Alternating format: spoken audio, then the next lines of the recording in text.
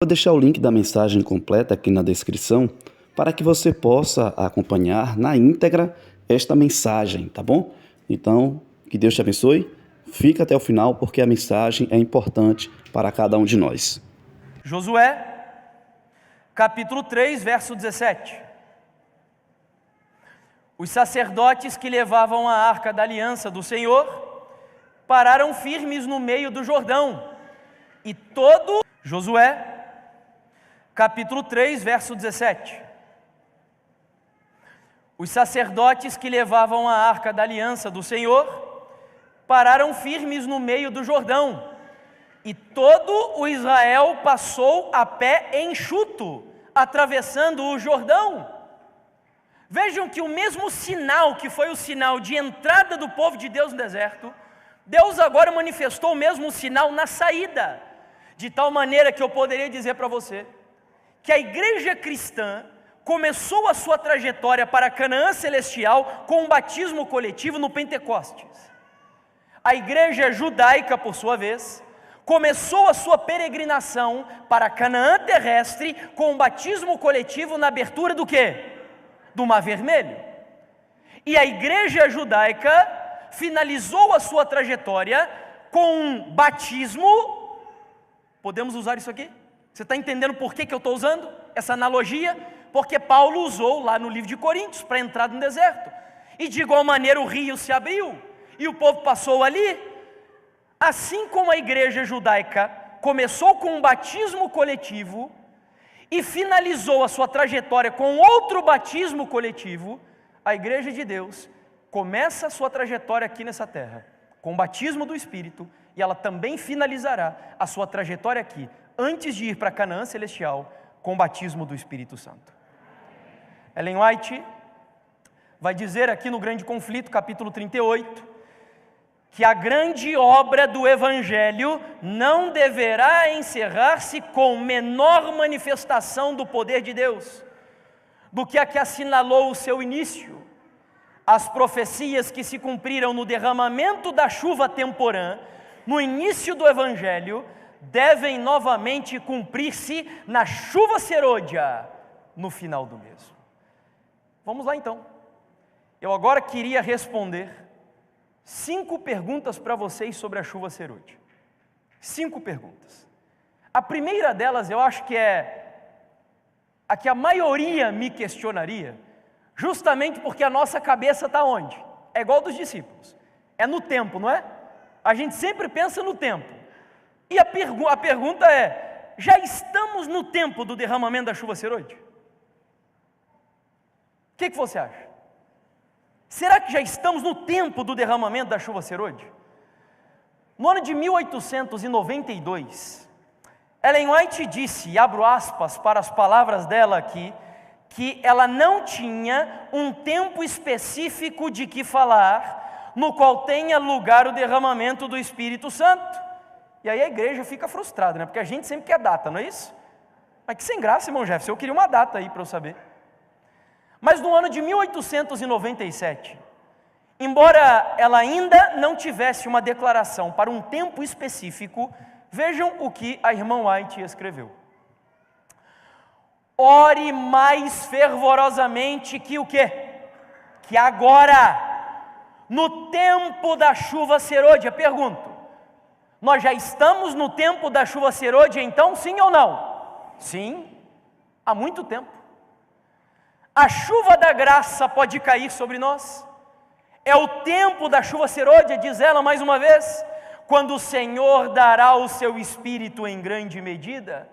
Por que Ellen White acreditava nisso? Porque, meus amigos, desde que Jesus entrou no compartimento santíssimo do centro do santuário celestial, inaugurou-se aquilo que na Bíblia nós chamamos de tempo do fim, consumação dos séculos, últimos dias, fim dos tempos, ou seja lá o que for. Então nós já estamos no tempo da chuva serôdia. Já é época da igreja receber o batismo final do Espírito Santo de Deus. Só que em outra ocasião ela ainda vai dizer também o seguinte: A descida do Espírito Santo sobre a igreja é olhada como estando no futuro. Esse é o nosso problema. A gente sempre fica analisando, quando o decreto vier, e a sacudidura acontecer, e isso ocorrer, e sempre estamos olhando para lá, para frente, para o futuro, para o porvir. É, porém, o privilégio da igreja tê-la quando? Agora. Você quer o Espírito Santo de Deus agora? Diz um amém aí. Amém. A gente tem que pedir. Pedir. E eu ouço muitas vezes as pessoas quando nos ensinam a orar, dizendo que a gente tem que pedir menos e agradecer mais a Deus, não tem problema nenhum, mas não tenha vergonha de pedir. Olhe para a oração do Pai Nosso. A oração do Pai Nosso, que é a oração modelo, tem mais agradecimento ou mais pedido? Mais pedido. Sabe por quê? Porque Ellen White diz que a maior eloquência na oração de um cristão é a nossa profunda necessidade. Deus se agrada de ver um filho dele pedindo, quando nós reconhecemos que nós somos miseráveis e nós necessitamos da graça dele na nossa vida. Peça, insista, clame ao Senhor. E ela continua aqui dizendo: buscai-o, orai por ela, crede nela, precisamos tê-la, e o céu espera para concedê-la. Meus amigos, eu vejo isso daqui, eu fico espantado. Quem está tardando a manifestação do Espírito Santo na nossa geração? Quem está tardando? Nós. Porque não pedimos? Porque não clamamos ao Senhor? Diz ela ali que o céu está à espera para concedê-la. Portanto, nós já estamos no tempo da chuva serôdia. É lógico que haverá uma manifestação abundante do Espírito, sim, mas esse tempo pode ser hoje, agora, aqui nesse lugar, em nome de Jesus. Pode ser. Segunda pergunta: há alguma coisa que possa adiar o derramamento do Espírito Santo, como chuva serôdia? Vejamos. Quando tivermos uma consagração completa, de todo o coração, ao serviço de Cristo, Deus reconhecerá esse fato mediante um derramamento, sem medida, Ellen White acrescenta aqui, do seu Espírito. Mas isso não acontecerá enquanto a maior parte dos membros da igreja não forem cooperadores de Deus. Isso me deixa tão triste, porque a gente gosta de assistir culto, a gente gosta de assistir pregação, a gente gosta de assistir palestra, a gente gosta de assistir seminário, mas de se envolver com a pregação, com a missão do Senhor, amigos. E ela diz que enquanto não houver por parte da maioria dos membros uma cooperação profunda na missão da igreja, o Espírito não vem. Sabe qual foi um dos grandes motivos pelos quais Ellen White diz que o Espírito, que os discípulos pediram o Espírito Santo? Sabe qual foi o grande motivo pelo qual eles pediram o Espírito Santo? Naqueles 10 dias ali de intervalo, sabe qual foi? Ela diz que eles não tinham capacidade de cumprir a ordem de Jesus de pregar para pessoas que falavam com outras línguas, e eles precisavam de algum milagre que os capacitasse para cumprir essa missão. Ou seja, o motivo que levou os discípulos em 120 a clamar o Espírito Santo foi qual? Missão, salvação de almas. Salvação de almas. Enquanto isso não invadir o seu coração, paixão pelas almas, amor pelos que estão perecendo, tal qual Hudson Taylor disse, que ele só saiu do seu país e foi pregar o evangelho na China por uma razão, porque ele sabia que sem Cristo os chineses estavam perdidos.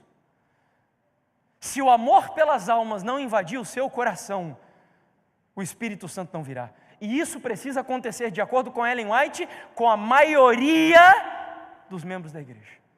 É por isso que Deus vai chacoalhar essa igreja. É por isso que Ele vai sacudir.